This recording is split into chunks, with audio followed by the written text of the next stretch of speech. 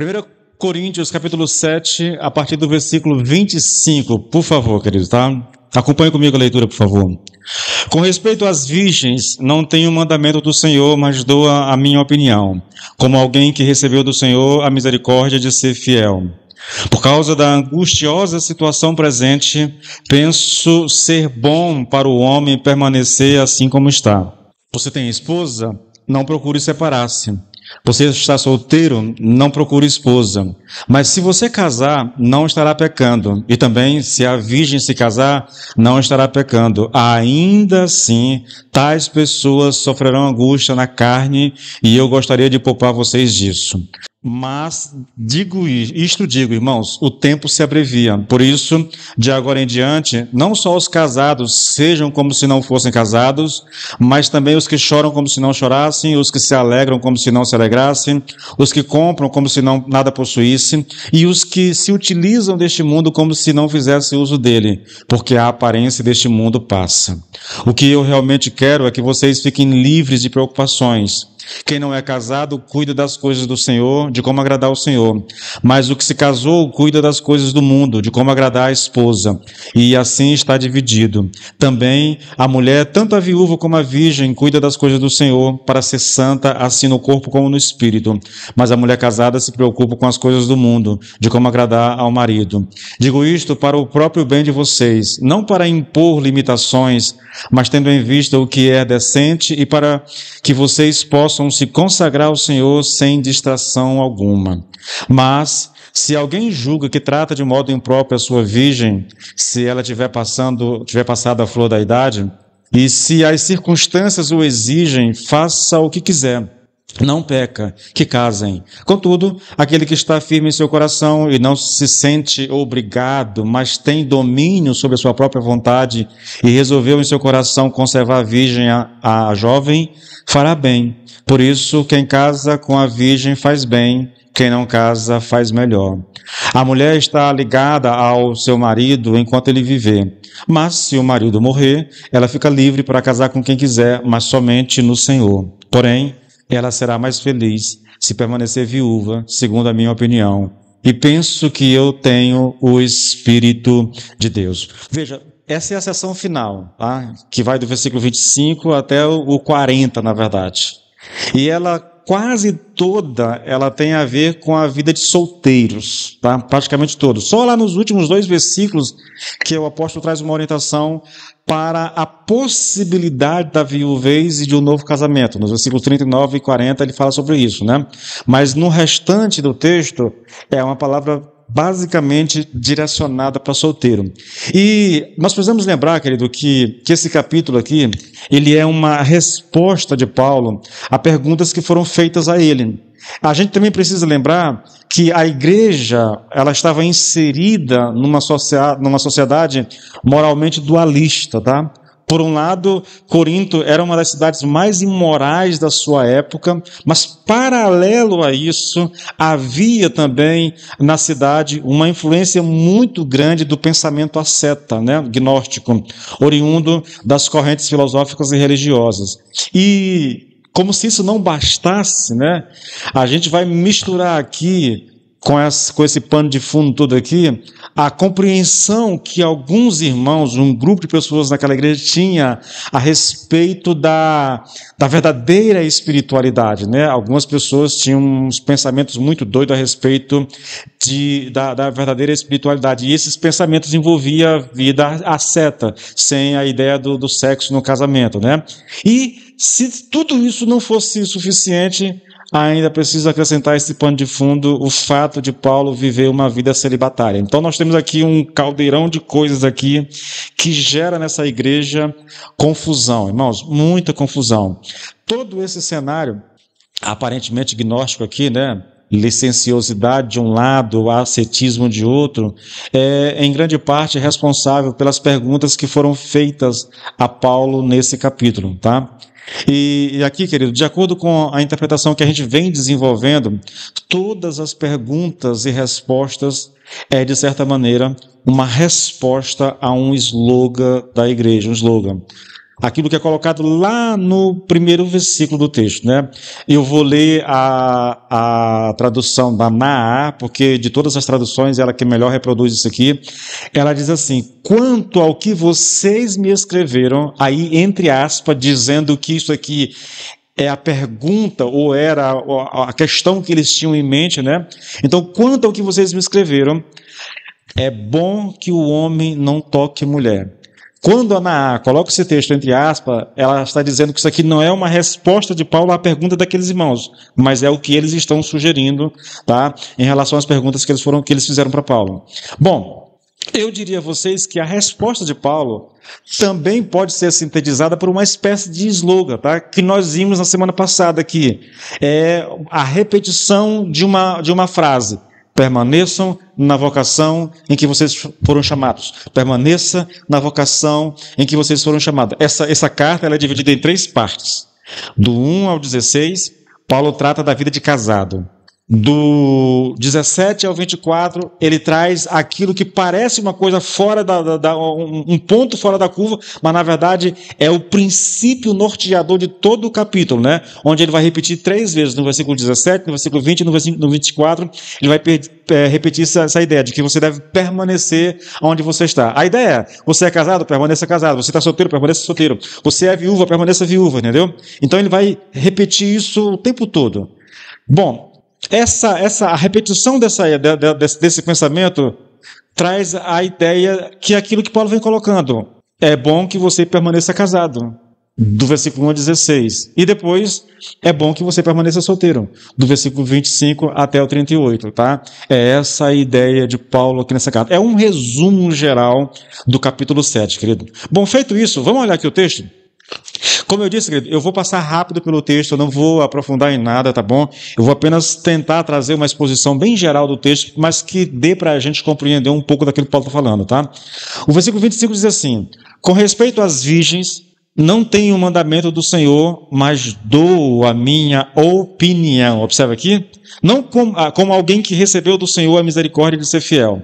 A expressão com respeito, querido, ela indica uma nova sessão no capítulo. Eu já falei para vocês, tá? São 3 sessões, do 1 ao 16, do 17 ao 24 e do 25 ao 40. Então ele está iniciando aqui uma nova sessão. Quando ele diz, eu não tenho o mandamento do Senhor, mas dou a minha opinião, isso é muito parecido com o que ele já tinha dito anteriormente, tá? Quando ele está falando dos casados com descrentes, ele vai dizer, eu não tenho o mandamento do Senhor para isso, né? Então é a mesma coisa aqui. Ele está, como não há um mandamento específico, como o Senhor Jesus não tratou disso, então ele trata disso como se fosse uma espécie de opinião pessoal dele. Só que é uma opinião, tá? De um homem que está falando da parte de Deus, e como ele diz aqui, né, como alguém que recebeu do Senhor a misericórdia de ser fiel. Então, aquilo que ele está falando, embora não seja um mandamento específico, é algo para ser levado em consideração, e eu diria que é algo para ser levado como norma para a vida da igreja, tá bom? Aquilo que Paulo vai ensinar aqui é norma para a igreja hoje, querido, tá? Bom, qual é a orientação? Ele está dizendo, com respeito às virgens, não tenho o mandamento do Senhor, mas dou a minha opinião. Qual é a opinião, irmãos? Aí você vai ver no versículo 26 a opinião que ele vai dar. Ele diz, por causa da angustiosa situação presente, penso ser bom para o homem permanecer assim como está. É o conselho de Paulo para essa igreja. Quando ele diz por causa dessa angustiosa situação presente, aqui alguns estudiosos, uns acreditam que isso se refere a um tempo de crise econômica e, consequentemente, a dificuldade de sustentar a família, né? Outros falam de perseguição contra os cristãos, algo que era comum naquela época, né? Mas aí um outro grupo vem e diz assim, eles usam aqui a expressão, mais na frente um pouquinho, o tempo se abrevia e depois, porque a aparência desse mundo passa, são expressões escatológicas. Então, por causa dessas expressões, alguns estudiosos acreditam que Paulo esteja aqui falando da tensão escatológica do viver nos últimos tempos, tá?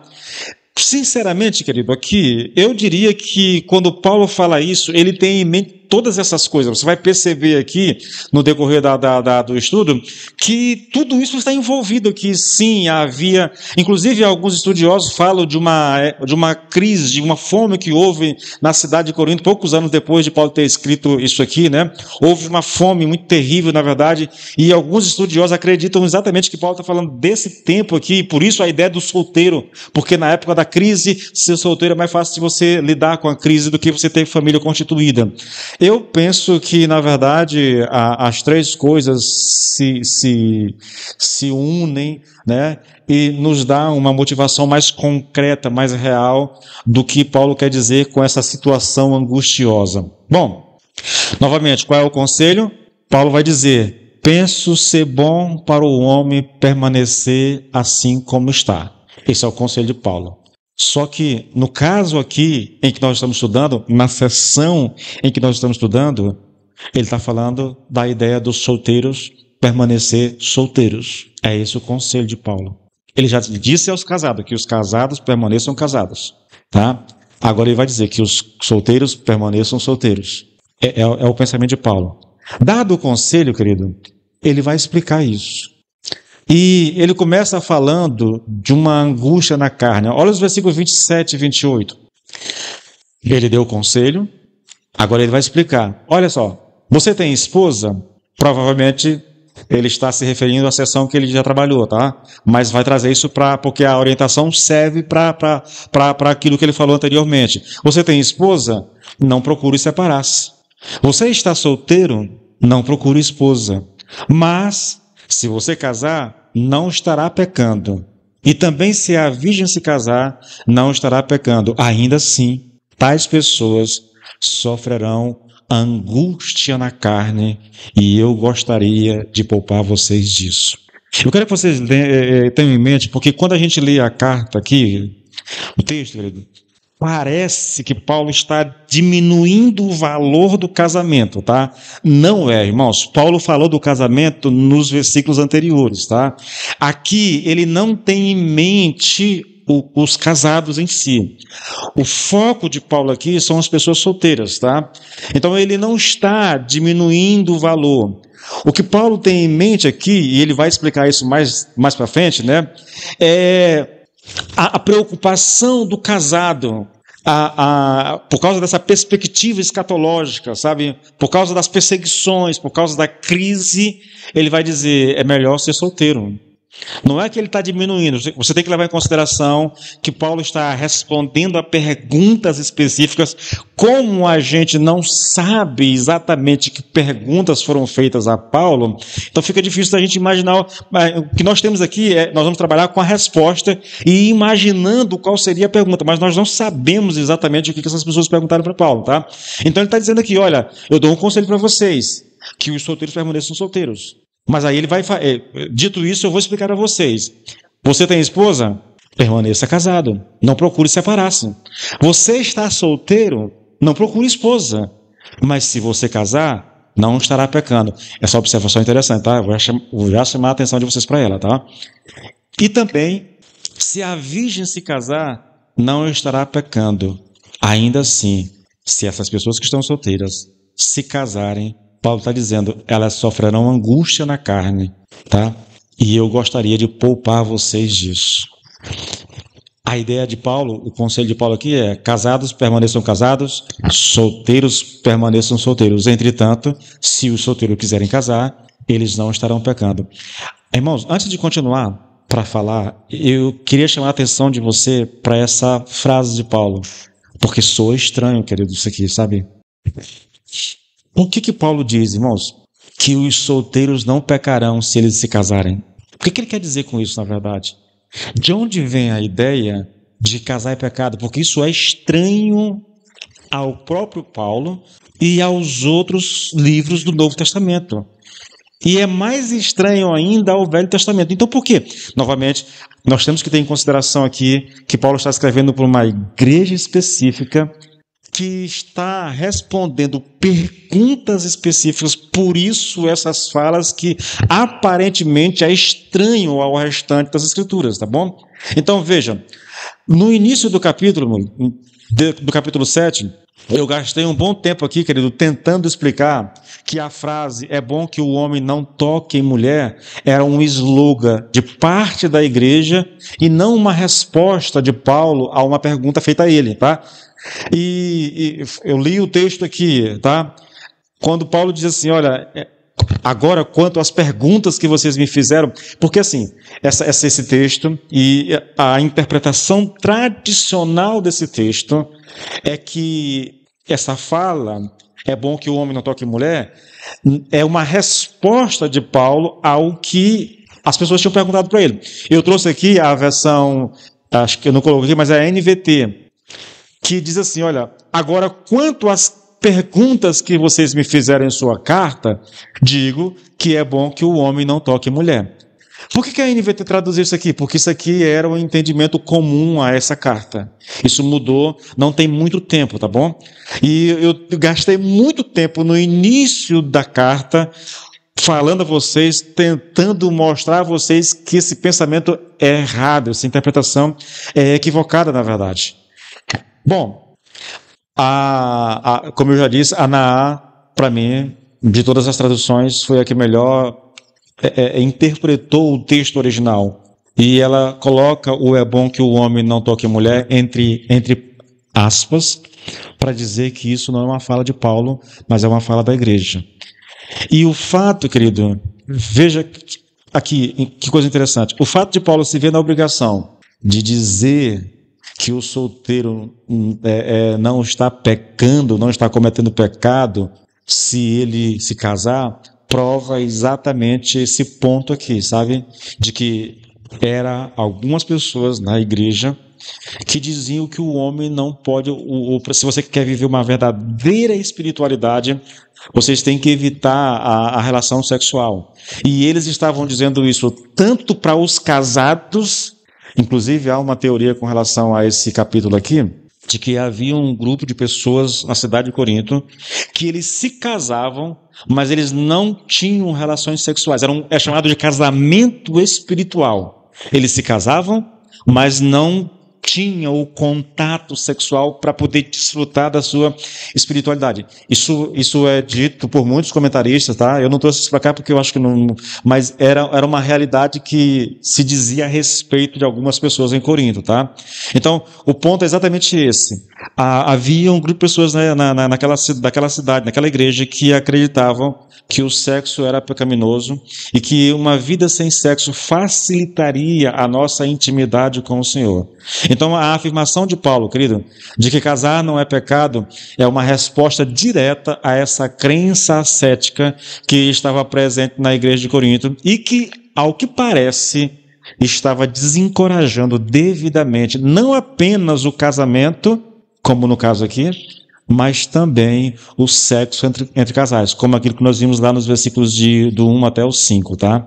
Bom, voltando aqui para o conselho de Paulo, ao conselho, casados, permaneçam casados, solteiros, permaneçam solteiros. Entretanto, se os solteiros quiserem se casar, eles não pecarão. Agora vem um complemento do texto. Ainda assim, tais pessoas sofrerão angústia na carne, e eu gostaria de poupar vocês disso. Você percebe? Paulo está dizendo, o que eu estou dizendo para vocês não é que casar seja errado, ou que o casamento seja menos importante do que a vida de solteiro. Não é nada disso. O que eu quero, na verdade, é poupar vocês dessas angústias na carne. E aqui, irmãos, tá? Essa expressão angústia na carne se refere aqui, querido, às dificuldades, às responsabilidades e preocupações inerentes à vida conjugal e familiar, que são naturais, mas que podem se tornar particularmente pesadas em tempos de crises ou instabilidade. Novamente, quando Paulo aconselha a permanecer solteiro, ele tem em mente essa ideia de que provavelmente viria a cidade estava passando, a igreja estava passando por lutas, as perseguições já eram normais na realidade da igreja, tá bom? Havia iminentemente uma crise à frente, mas além de tudo isso, tinha ainda a essa perspectiva teológica, que eu vou entrar nela daqui a pouquinho, tá? Um pouquinho mais para frente eu vou tratar disso. Bom, essa é a primeira questão que Paulo coloca aqui, tá? O conselho de Paulo, na sua explicação do porquê que ele acha que os solteiros devem permanecer solteiros por causa dessa angústia na carne. Agora ele vai tratar dessa questão da perspectiva teológica, tá? Ele vai falar sobre a transitoriedade da vida nesse mundo, ou então daquilo que a gente chama de iminente volta de Jesus. Eu estou falando aqui dessa perspectiva teológica. Olha o versículo 29. Mas isso digo, irmãos, o tempo se abrevia. Ele continua explicando por que é melhor permanecer solteiro, tá bom? O tempo se abrevia. Por isso, de agora em diante, não só os casados sejam como se não fossem casados, mas também os que choram como se não chorassem, os que se alegram como se não se alegrassem, os que compram como se nada possuíssem, e os que se utilizam deste mundo como se não fizesse uso dele. Por quê? Ele vai dizer, porque a aparência deste mundo passa. Aqui, querido, eu trago uma citação até longa, mas necessária para explicar, porque um comentarista chamado Craig Blomberg, ele comentando sobre esse texto, ele diz aqui que Paulo sabe que após a primeira vinda de Cristo, a segunda vinda poderia acontecer a qualquer momento. Essa era a expectativa de todos os apóstolos, tá, queridos? Mas só que isso não significa que Paulo tenha marcado datas ou necessariamente esperasse que o Senhor voltasse na sua vida. Em vez disso, ele como o Senhor, né, ele como os demais escritores do Novo Testamento reconhecia, e aí o Craig Blomberg, eles citam um cidadão aqui, que expressou talvez da melhor forma possível, querido, essa ideia da parúzia, que é a volta de Jesus, né? É uma explicação, irmãos, que serve para a gente ainda hoje, servia naquela época, serve para nós ainda hoje. Esse cidadão diz assim, olha, a parúzia é iminente. Não no sentido de que se deva necessariamente ocorrer dentro de alguns meses ou anos, mas no sentido de que pode ocorrer a qualquer momento e de que uma vez que o evento decisivo da história já aconteceu no ministério, morte, ressurreição e ascensão de Cristo, toda a história subsequente é uma espécie de epílogo, necessariamente, em certo sentido, breve, mesmo que dure muito tempo. Porque assim, eu tenho uma impressão, querido, né, quando eu leio isso aqui no capítulo 7, e principalmente o que a gente vai ler daqui a pouquinho, é que na mente de Paulo, eu tenho essa impressão não só baseado aqui, mas baseado em outras cartas, baseado em Tiago, baseado em 2 Pedro, né? Em quase todas as cartas do Novo Testamento, a impressão que nós temos é que os autores tinham muito claramente que a volta de Jesus poderia acontecer a qualquer instante. E que muitas pessoas, o livro de Hebreus também trata disso, muitas pessoas, ao ouvirem a mensagem da iminente volta de Jesus, eles viviam como se de fato isso pudesse acontecer a qualquer momento. Só que o tempo passou, os anos se passaram e Jesus não voltou. E aquela expectativa de uma volta iminente de Jesus se transforma em boa parte dos irmãos em decepção. Porque ao invés de Jesus vir e resgatá-los e tirá-los daquela vida de sofrimento, da perseguição que eles estavam passando, a perseguição na verdade aumentava, mais gente estava sendo perseguida, morta na verdade, e os irmãos, alguns deles começaram a sofrer com isso. Primeiro a decepção, porque pensavam realmente que Jesus poderia voltar a qualquer momento, e já se passaram 20, 30 anos e nada de Jesus voltar. Então, eu penso, querido, que isso aqui está incluso aqui. Mas esse cidadão, ele fala, porque realmente, irmãos, o ensino a respeito da volta de Jesus é que ela pode acontecer a qualquer momento. E é verdade isso, irmãos, tá? Qual é o evento que inicia os últimos dias da história da igreja, segundo a Bíblia? É a vinda de Jesus. Todo esse tempo histórico entre a primeira vinda de Jesus e a segunda vinda de Jesus é descrito na Bíblia como os últimos dias. É a igreja vivendo os últimos dias. Só que esses últimos dias já tem 2000 anos. Entende? Então nós continuamos vivendo na expectativa da volta de Cristo. E aí eu gosto da ideia que esse camarada coloca aqui. Ela é iminente no sentido de que pode acontecer a qualquer momento, mas não no sentido de que a gente pode marcar a data, como muita gente já marcou na história da igreja, datas para a volta de Jesus, tá bom? Nunca aconteceu. Quantas pessoas já não fizeram isso?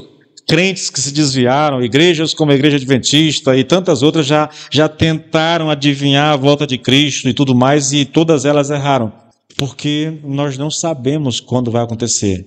Mas o chamado, irmãos, e aqui uma coisa interessante, tá? O chamado cristão é para que a gente viva como se Jesus fosse voltar a qualquer momento. Daí Paulo dizer, querido, o que ele vai dizer aqui, tá? Os que, veja, os que são casados vivam como se não fosse, os que choram como se não chorassem, os que compram como se não comprassem, entende? Porque essa é uma perspectiva que a igreja deve adotar, na verdade. Bom, todos os cristãos, querido, deveriam sentir uma urgência em servir ao Senhor, causado pela incerteza quanto ao momento do fim. Como eu não sei quando vai ser, eu só sei que a promessa de que será iminente, eu deveria viver a minha vida para o Senhor com todas as forças do meu ser. É essa a ideia.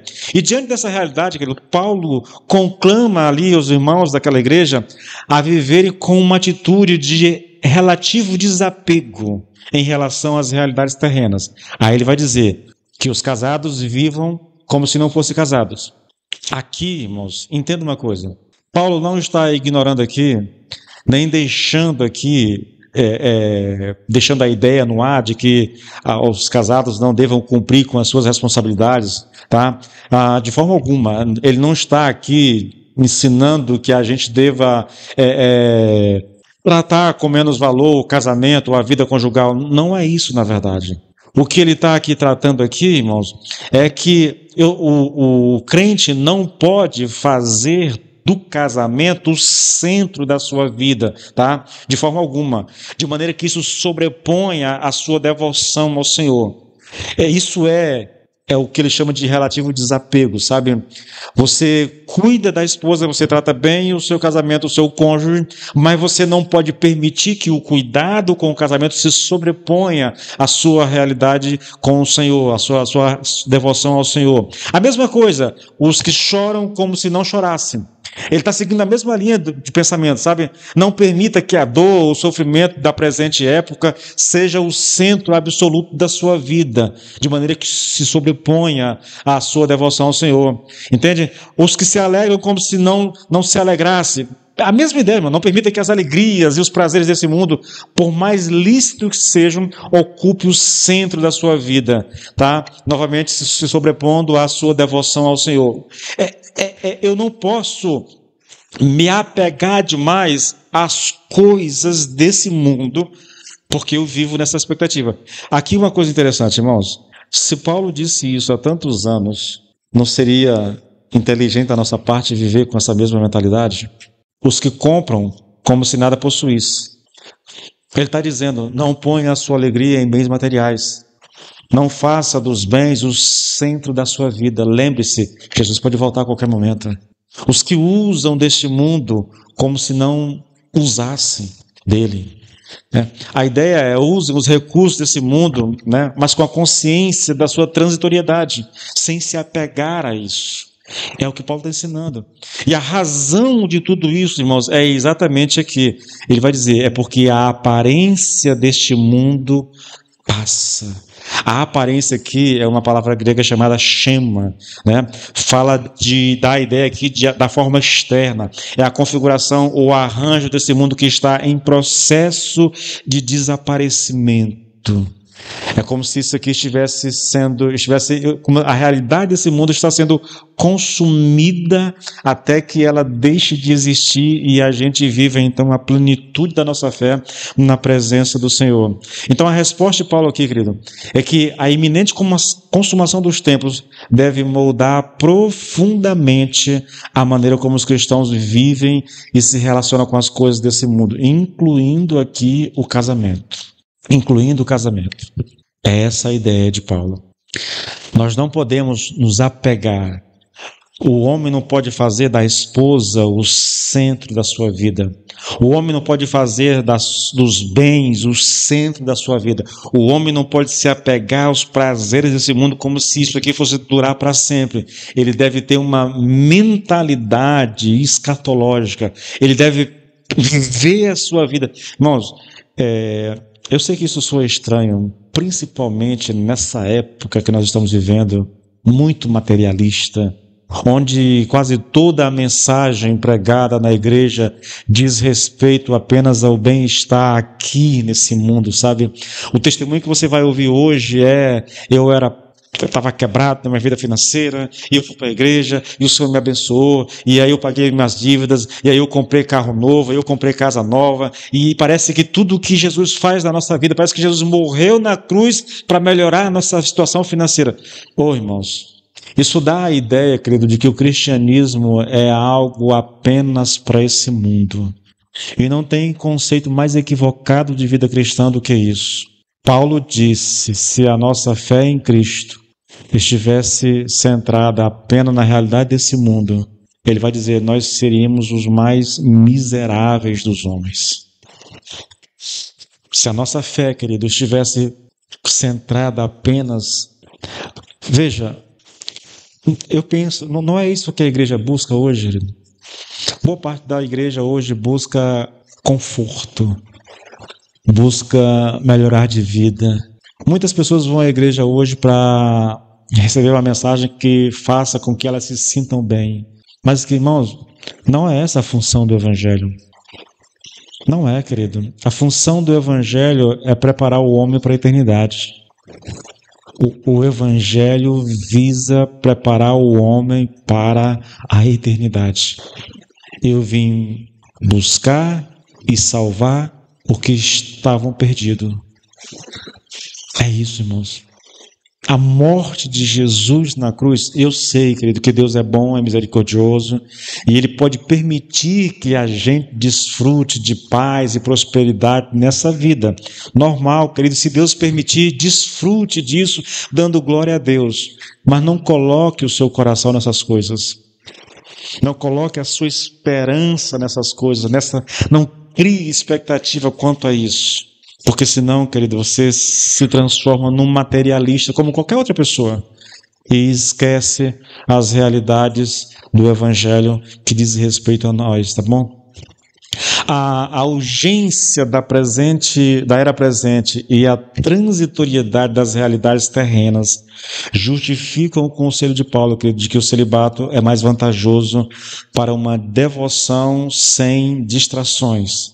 Mas também chamam aqueles que são casados a viverem em seus relacionamentos e a interagirem com o mundo com uma perspectiva escatológica, sem que essas coisas se tornem obstáculos à sua prioridade. E que prioridade é essa? Agradar ao Senhor em tudo.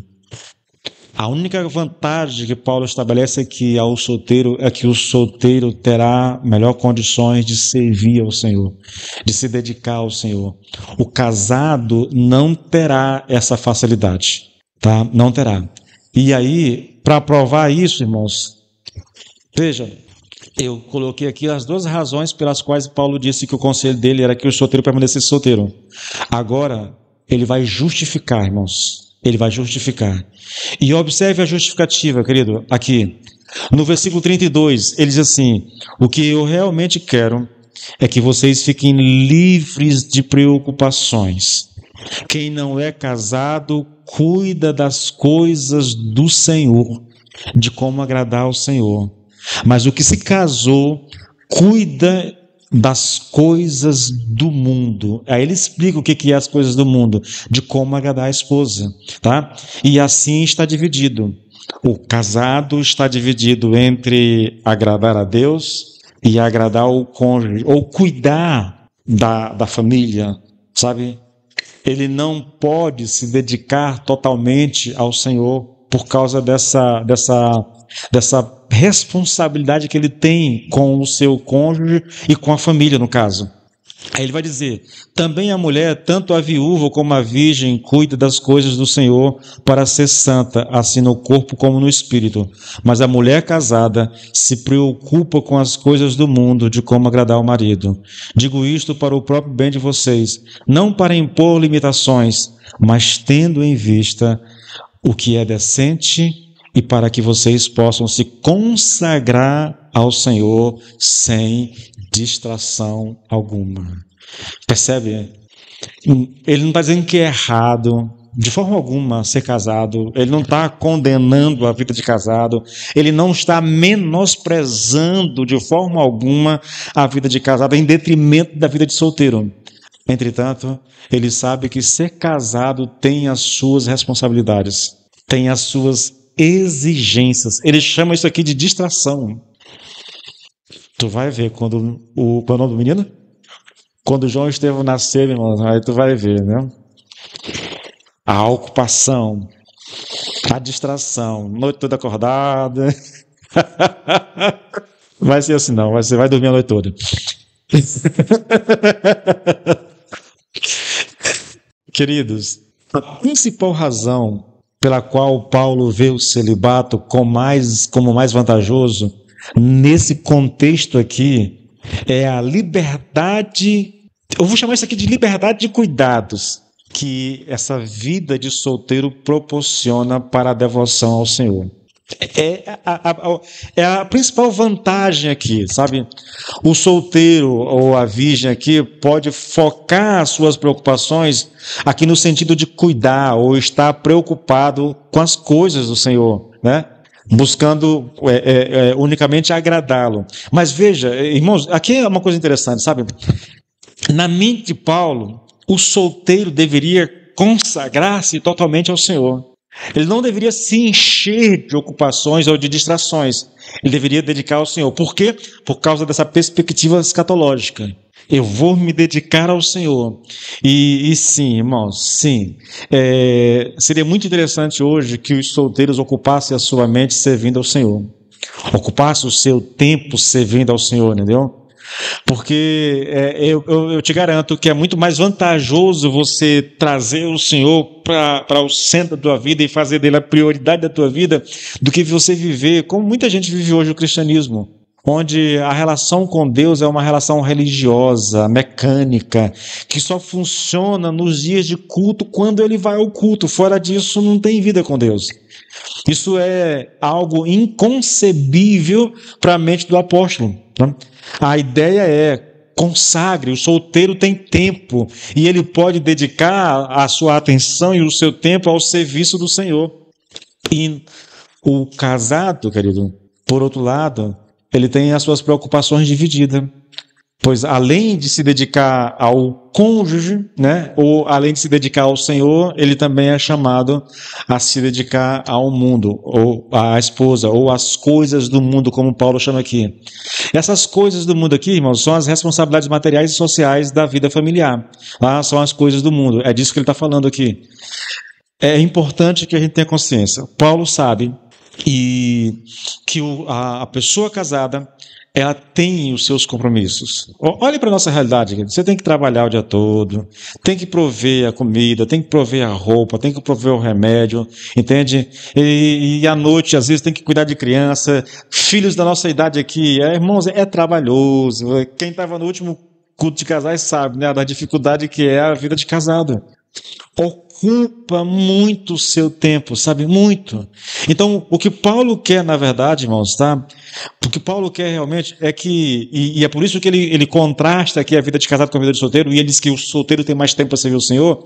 Então, a ideia é só essa. Ele não está aqui, como algumas pessoas pensam, menosprezando o casamento. Paulo afirma que o seu conselho visa o benefício deles. E isso aqui não é um mandamento, uma regra, mas é uma tentativa, querido, de facilitar a devoção ao Senhor sem as distrações da vida de casado. Eu posso dizer a vocês aqui que a resposta de Paulo, né, é que, embora casar-se não seja pecado, permanecer solteiro é mais vantajoso, é melhor no caso. E por que é melhor? Porque permite que a pessoa se dedique mais ao Senhor. Permite que ela foque mais no serviço ao Senhor, ao invés de ter a mente distraída, dividida entre a casa e o serviço ao Senhor. O que vem agora adiante, irmãos, parece ser um exemplo prático do que Paulo disse anteriormente. Olha os versículos 36 e 37 aqui, na verdade até 38. Ele vai dizer, esse é o texto mais difícil dessa carta, esse aqui, tá bom? Ele diz isso: entretanto, se alguém julga que trata sem decoro a sua filha, estando já a passar-lhe a flor da idade, e as circunstâncias o exigem, faça o que quiser. Não peca, que se case. Todavia, o que está firme em seu coração, não tendo necessidade, mas domínio sobre o seu próprio arbítrio, e isto bem firmado no seu ânimo, para conservar virgem a sua filha, bem fará.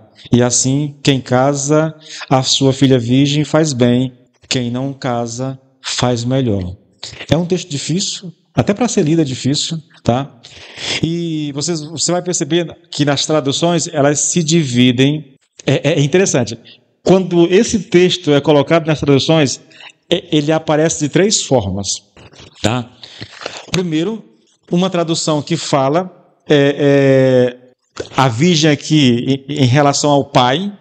Entretanto, se alguém julga sem decoro, ou se o pai aqui, essa é a ideia do texto, tá? Está falando do pai que tem uma filha solteira, virgem, ou que está prometido em casamento, que ele não sabe se deixa ela casar ou se mantém ela solteira, tá? Essa é a primeira forma de traduzir o texto. E essa é a interpretação mais convencional do texto. Aí eu vou para uma segunda tradução que coloca isso de forma mais interessante. Eu estou lendo aqui agora a NVT. O mesmo texto, olha. Se, contudo, um homem acredita que está tratando sua noiva de forma inapropriada, que seus impulsos... Aqui, a virgem está comprometida com o noivo. A virgem, no primeiro texto, tem a ver com o pai. É o pai que não sabe se casa a filha ou se deixa ela solteira. Aqui não é o pai, aqui a NVT já traz esse texto aqui como se fosse o noivo, que não sabe exatamente se casa ou se não casa. A Naá coloca o texto, ela nem fala do pai e nem fala do noivo, ela fala alguém, apenas alguém. Então tem três tipos de interpretações para esse texto aqui, e daí você percebe a dificuldade que é interpretar esse texto, tá? Eu vou te dizer o seguinte, existem duas interpretações que são as mais comuns para esse texto. Primeiro, é o pai e a filha virgem, é o que eu falei para vocês, tá? A revista atualizada trata disso, o pai em relação à sua filha virgem. E a segunda interpretação é o noivo em relação à sua noiva, tá? A primeira interpretação, irmãos, falando do pai em relação à sua filha, é a interpretação mais antiga e a que é a mais aceita entre os evangélicos. Ela entende que Paulo está se dirigindo a um pai que tem sob sua responsabilidade uma filha virgem, né? Essa interpretação, ela aborda a situação específica do pai e a decisão dele sobre o casamento da filha virgem. E só você entender uma coisa, no contexto social daquela época, a autoridade do pai em relação ao casamento da filha era significativa, tá? Então, o texto aqui reflete aqui a preocupação paterna e talvez a pressão social ou o desejo da filha que já tiver passado da flor da idade. O passar da flor da idade aqui, está falando aqui de uma idade socialmente considerada ideal para o casamento. Naquela época, 20 anos era o máximo, na verdade. Passou dos 20 anos, o negócio já é complicado, entendeu? Hoje isso já é muito mais relativo, né? Mas naquela época, a questão é se o pai não está segurando demais a filha, retendo a possibilidade de ela casar, tá?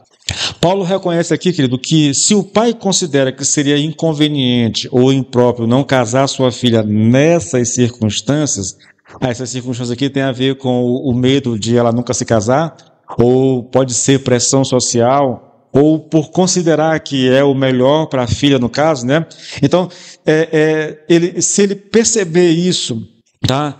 E achar que deve casar a filha, então Paulo diz, faça isso, tá? Tenha permissão para casar. Você acha que ela deve casar? Case. Se você fizer isso, você não peca, de forma alguma. Pode permitir que ela case. Agora, veja que coisa interessante, né? Ele reitera aqui que casar a filha nessas condições não é pecado. Só que aí ele vai contrastar com a situação do pai que está firme no seu coração, ou seja, que tomou uma decisão resoluta, tá? Esse pai não tem a necessidade de casar a sua filha, seja por pressão interna ou externa, ele acha que não deve casar. Aí Paulo vai dizer, nesse caso, querido, você tomou uma decisão melhor do que permitir casar. Não é errado, não é pecado, você pode deixar casar, mas se você decidir isso, então você fez melhor ainda. Essa é a primeira interpretação do texto, tá bom, queridos? Para nós sou um pouco estranho, sou isso aqui? A gente está habituado com outra realidade, mas essa era uma realidade que Paulo estava inserido e que ele está lidando com ela, na verdade. Quando você pensa, querido, em relação ao homem e à sua noiva, tá? Essa interpretação aqui, ela é uma interpretação mais nova e ela é baseada aqui em estudos linguísticos, né? E aí, irmãos, quando a gente vai estudar, queridos, assim, é um negócio assim meio doido. A questão gramatical, irmãos, você usa e lê e se cansa dessas explicações gramaticais. E aí é onde a gente percebe que, às vezes, eu tenho que fazer isso. Eu já até falei para minha filha já, que ela tem lá um curso lá de gramática, eu digo, eu preciso estudar gramática.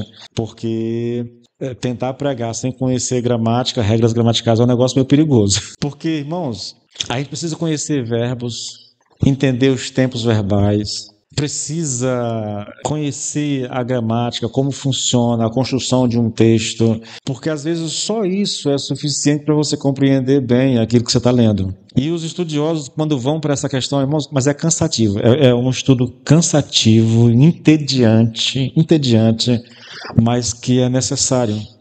Então, esses estudiosos, baseados mais nessa questão linguística, né, e culturais, eles sugerem aqui que a sua virgem aqui não é necessariamente a filha em relação ao pai, mas sim é uma mulher virgem, né, que está num relacionamento com alguém ou compromissada com alguém para casar, com um noivo, no caso, tá? Nessa visão, querido, a virgem aqui pode ser a noiva do homem, ou alguém que está sob os seus cuidados, né, diretos, com alguém que ela vai considerar a possibilidade de casar, na verdade. A posse indicada que possua estaria mais ligada ao compromisso ou à responsabilidade do que a outra interpretação que fala da paternidade. Lá é o pai que está ali, tem que tomar uma decisão, se ele vai casar a filha ou se ele não vai casar a filha. Aqui é o noivo, se vai casar ou se não vai casar. A decisão aqui é do próprio homem, sobre se deve prosseguir com o casamento com a virgem, né? Principalmente se ele se sente, né, se ele sente que está tratando ela de maneira imprópria. O Nicodemos, ele coloca esse texto da seguinte forma, ele lê assim, olha, se alguém julga que trata de modo impróprio a sua virgem, e tratar de modo impróprio aqui a virgem é a demora para casar. Você considera que está sendo injusto com a sua noiva a demora para casar, na verdade, isso é tratado de maneira imprópria. Se ela tiver passado a flor da idade, é uma referência aqui, novamente, a idade socialmente considerada ideal para casar, que era de 20 anos. E se as circunstâncias o exigem, tem a ver aqui com a falta de controle do impulso sexual. Então, são 3 condições que esse noivo tem que decidir, são 3 decisões que ele tem que tomar aqui em relação ao casar ou não casar com a noiva. Primeiro, se ele não está, vamos usar essa linguagem, você não está enrolando demais a noiva para casar, entendeu? Está demorando demais. E porque está demorando demais, ela está passando da idade de casar, né? Para os tempos lá, para a época lá. A segunda coisa é exatamente essa ideia, a idade socialmente aceita ou ideal para o casamento. Porque ele está segurando demais sem casar, ela está perdendo a flor da idade, ela está perdendo a época certa do casamento. Depois dos 25 anos, dos 30 anos, fica mais difícil casar. Lembre-se que naquela época, querido, a mulher casava com 12 anos, com 13 anos, com 15 anos, entendeu? O tempo de 20 anos já era quase estourando já. E a última condição era se ele tinha controle dos impulsos. Então, se essas 3 condições foram preenchidas, ele acha que não deve casar, e a noiva concorda em não casar, então beleza. Se é para casar, Paulo disse, case, não há problema, não há pecado. Mas se vocês acham que não é para casar, que é melhor ficar solteiro, então que fique solteiro. É uma instrução, querido. Novamente, Paulo está retornando a tudo o que ele já disse aqui, irmãos, a tudo, tá? É impressionante. Seja lá qual for a interpretação correta, tá? O Gordon Free, o Nicodemos e tantos outros acreditam que a interpretação correta é essa do noivo em relação à sua noiva. Eu não sei dizer, irmãos, eu confesso a vocês que eu li tanto que eu quase fico confuso com esse negócio aqui, eu não sei dizer o que é a interpretação correta, tá? Eu só sei que na mente de Paulo é assim, vai casar a virgem, é o pai que vai casar a virgem? Normal, de boa, tranquilo, não há problema nisso, não há pecado, case. Não vai casar? Então melhor ainda, tá? Melhor. Por quê? Por causa de tudo que ele falou, das crises, da perseguição, por causa dessa perspectiva escatológica, porque o casado tem que cuidar da vida de casado, tem a mente dividida entre servir a Deus e cuidar da família, o solteiro não tem a mente dividida, então é melhor para ele. Mas sempre nessa expectativa, acha que deve casar? Case. Acha que não deve casar? Boa escolha, melhor do que a outra, tá? Não importa se é o pai que vai casar, se é o noivo que vai casar, tá? O casar é correto, é normal, o casamento é abençoado por Deus, é uma instituição divina, mas o não casar dentro da realidade de Corinto, melhor ainda, tá? Bom, querido, eu vou correr aqui para a última parte, irmãos. Eu vou terminar esse negócio. Hoje eu vou terminar. A mulher está ligada ao seu marido enquanto ele viver. Mas se o marido morrer, ela fica livre para casar com quem quiser, mas somente no Senhor. Porém, de novo a mesma ideia, ela será mais feliz se permanecer viúva, segundo a minha opinião, e penso que também eu tenho o Espírito de Deus. Todo o texto, irmãos, com a exceção até aos casados, Paulo vai dizer lá do versículo 8 e 9, lá se não me engano, está casado? Não separe. Mas se acontecer o divórcio, então que não case. É casado com o cônjuge não crente? Não separe. Mas se o cônjuge não crente não quiser continuar casado, então tranquilo, deixa ele ir. É solteiro? Não case. Se casar, faz bem. Se não casar, faz melhor ainda. Agora ele está falando das viúvas. O marido morreu. Se o marido morreu, a lei não tem mais poder sobre você. Então case. Se quiser casar, case. Agora, se for casar, olha, é isso que eu digo. Aqui nós temos uma instrução, querido. Não é que... Eu não diria que é pecado, irmãos, mas quem já ousou ir contra essa instrução, a tendência de quebrar a cara. Se for casar, case no Senhor. Case no Senhor. Porque o casar, veja, se o casal está lá no mundo, não conhece a Deus, estão casados, aí um dos cônjuges se converte, sem problema. A bênção do Senhor vai estar sobre ele. Eu já falei sobre isso, versículo 16 lá, 15 e 16. A bênção do Senhor estará sobre vocês. A mulher crente santifica o marido, santifica o filho. Amém. Agora, você é crente, um crente solteiro, vai escolher o marido. Se escolher fora do Senhor, está em pecado, querido. Toda a Bíblia vai ensinar isso. Você é um crente casado, o marido morreu, a esposa morreu, você está solteiro, está viúvo. Vai casar. Paulo diz, case no Senhor, somente no Senhor. Fora do Senhor, terá problema.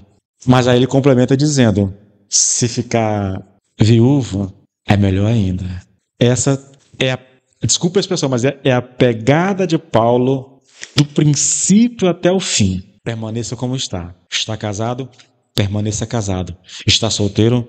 Permaneça solteiro. Está viúvo? Permaneça viúvo. Entendeu? Essa é a pergunta. Se o solteiro quer casar, faz bem. Se não quer casar, faz melhor. Se o viúvo quer casar, faz bem. Mas se não quer casar, faz melhor.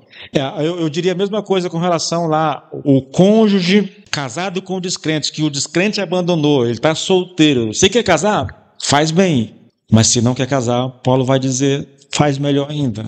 Porque esse é um ensino, querido. Só lembrando, irmãos, é claro que alguns princípios aqui se sobressaem e se estendem para a realidade da igreja como um todo.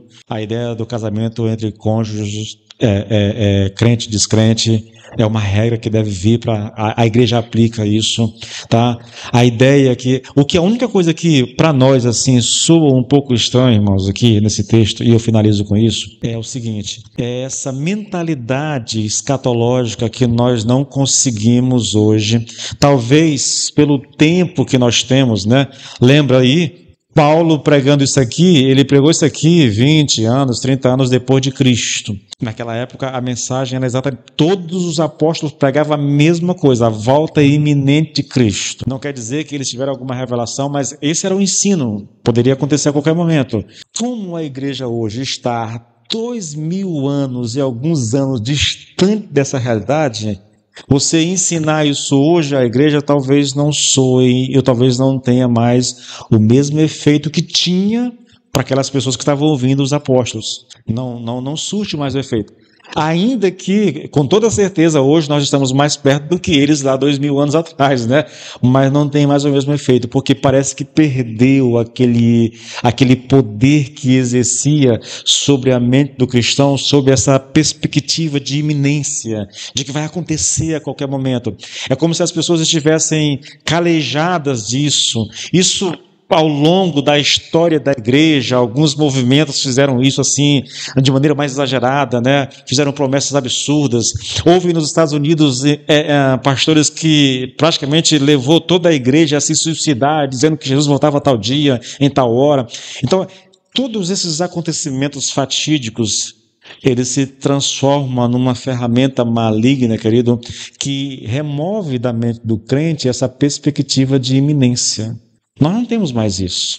É uma realidade assustadora isso. Nós não temos mais isso. E acabamos esquecendo que mesmo que Jesus não volte logo, talvez a gente parta logo. Eu finalizo... foi a Cleude que me mandou, na verdade. Eu só soube da morte, mas eu não tinha visto o vídeo. Ele faz uma reflexão, né? Dizendo que a gente não sabe se vai estar vivo amanhã. E logo depois ele morre, no caso. Você percebe que Cristo não voltou, mas ele partiu logo realmente. Essa perspectiva, querido, ou da volta iminente de Jesus, ou da nossa partida para estar com o Senhor Jesus, deveria gerar em nós uma mentalidade de viver para Deus da melhor forma possível, sem apego às coisas desse mundo.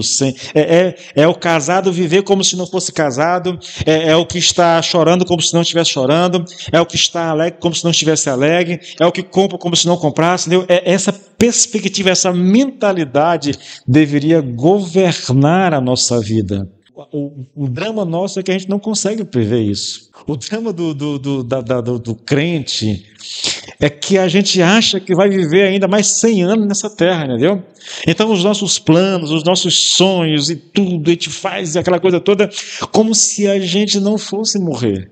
Queridos, os exemplos de vida como nós temos do Senhor lá e de tantas outras pessoas, e o próprio ensino das Escrituras deveria nos levar a pensar sobre isso, a meditar sobre isso e a adotar uma postura mais desapegada desse mundo. Porque, sim, se Cristo não voltar daqui a 50 anos, pelo menos eu imagino que a maioria de vocês já partiram daqui a 50 anos. Irmãos, eu tenho 51 anos, daqui a 50 anos, 101. Eu provavelmente já terei partido, entendeu? Provavelmente já terei partido. Não tenho tanta expectativa com relação a essas coisas. Não tenho tanto apegos, na verdade. A verdade é que a gente deveria viver com essa perspectiva de que logo, logo nós nos encontraremos com o Senhor. E por causa dessa perspectiva, nós deveríamos desapegar. A propaganda do desapega, quem lembra lá, o comercial? A OLX. O crente deveria estar na unção da OLX. Desapega, não desapega, sabe? Porque o teu lugar não é aqui, não.